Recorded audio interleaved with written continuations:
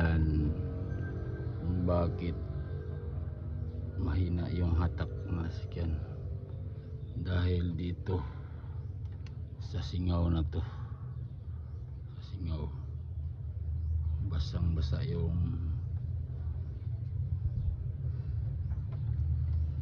saka kailangan natin palitan ng injector washer. Mas grabe itong number 4 sobra, kaya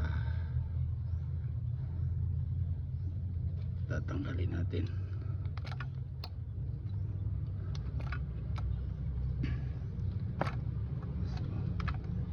Yan.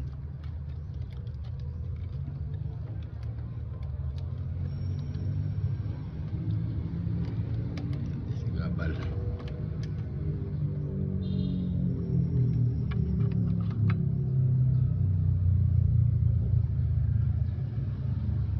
So, walang akong ibang dahilan at mahanap na problema, kasi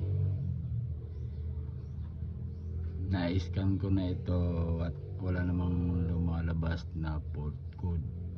So bakit? So ito lang talaga ang dahilan, itong mga singaw sa injector. So sana po yung mga expert dyan, bigay idea po kayo.